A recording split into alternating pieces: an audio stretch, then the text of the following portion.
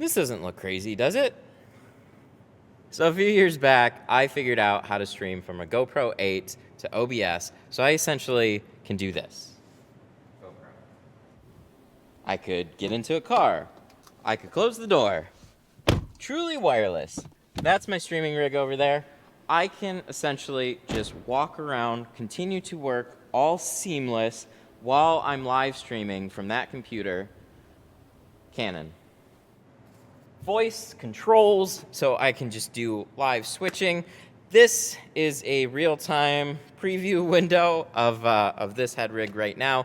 So if I take this off, hi, and then I can flip it upside down because we also have the max lens mod on this. Dude, this thing is just nuts. So I'm gonna take it apart. I'm gonna break it all down exactly how I got to this point because it was a lot easier before, and there's some stuff going on here.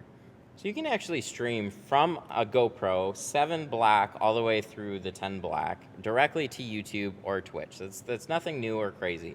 The crazy part was getting it to go from here to OBS. That way you could have all your alerts, all your streaming stuff, and just make it a part of your stream rather than this being your only option. I have a video linked in the description that I made a number of years back that kind of details what I was using. And the reason why I'm not using that anymore is because it's really buggy. The quality isn't quite as good, but it does work, and I was really happy with it for a while. But it got to the point where I'd come in, I'd have a car that I needed to stream, and I'd spend an extra 20, 30 minutes, just time that I didn't have, just trying to get this to connect. And if it didn't connect, like, that's my whole stream. So now that streaming is a part of my whole business, we were able to invest in some heftier, more reliable equipment. So let's go ahead and break that all down. Believe it or not, I wanted to keep this about as compact as I could because I hate running wires down my back or anything like that. So it's decently balanced. It's not the most elegant solution, but it all works, and it's about as good as I could find with any type of budget right now. So we have the GoPro Hero 10 Black that is plugged into a media mod, and then that is hooked up to the max lens mod. So being in the media mod is necessary because that gives me HDMI out. But you'll notice that it's also powered by this Anker battery right here. And I'll get to the battery life in a little bit. Continuing the tour, we also have the Rode Wireless Go. This is just clipped on. It's really simple. I like it just because it literally does that. It gives me some extra tricks that I can talk about, and cleaner audio than what's coming out of the GoPro itself. And then if we follow the wires down to this guy, this is the most expensive part of the whole thing. This is a Hollyland 400S Pro wireless HDMI transmitter.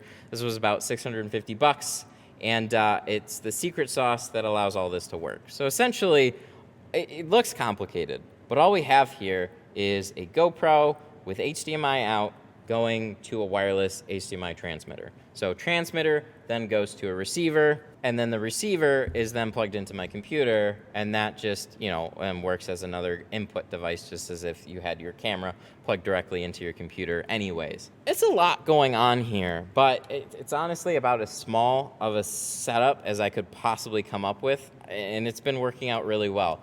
Now, as for this Anker battery, this is like one of the first things that I really want to try to make go away. It would make just the front just simpler, but we essentially have it Velcroed to the top. I would use the GoPro batteries outright, but the thing is, every time you want to change the battery, this is like the dumbest design I've ever seen. You have to unscrew this, you have to flip up the legs, pull it out of the media mod, change the battery, pop it back in, and then screw it all back together. And it only gives you about an hour of battery life. So even less battery life than I had actually streaming directly off of the GoPro itself. When it's plugged into this, it's just a power suck. And I have no idea why that's the case, but it just dumps battery like you wouldn't believe. So we had to add something. This will give it about maybe like 5 hours of battery life, which is pretty sweet.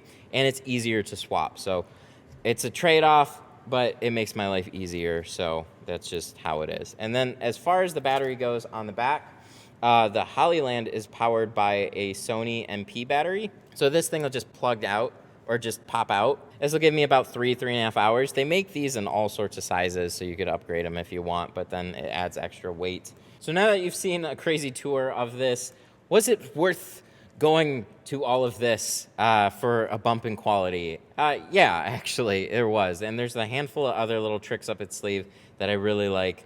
Like I've showed you with the 360 max lens mod. Like, look at that. You can just go total 360 and still like, hi, upside down.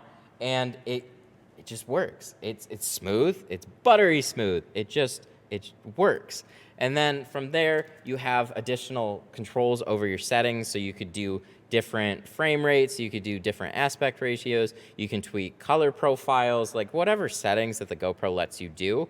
Now you have control over that, and it just pumps that out to this, where if you just stream off of a GoPro, it will actually just default to like 30 FPS and super view. You like, no matter what you change these to, as soon as you stream, it forgets all of that. So keep that in mind, just streaming with that. So we have more control over what we're doing. We have more stability.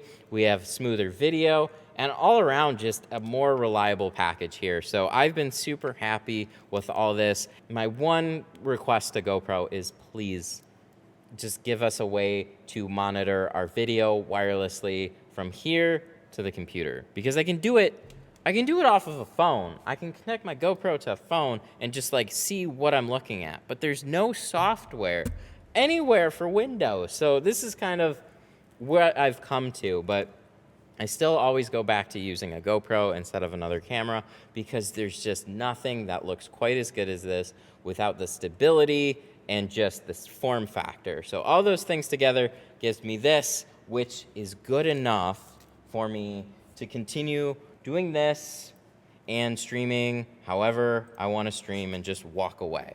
And then, like I said, with the microphone, I have one little extra trick. I have voice commands. So this was something I picked off of just the streaming community. This is super fun. GoPro.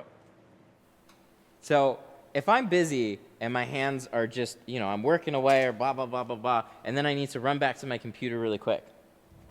Canon. GoPro. See?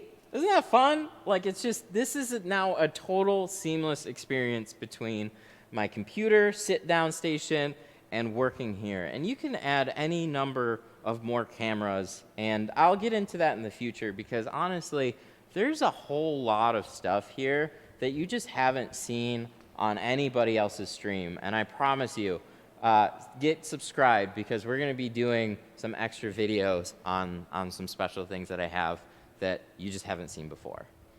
Canon. So, thank you so much for watching. I hope you enjoyed. If you have any extra questions about this, please feel free to hop into my live stream and ask me. I love talking about this stuff more so than my chat likes to hear about. But yeah, like I said, thank you for watching, and I'll see you in the next one.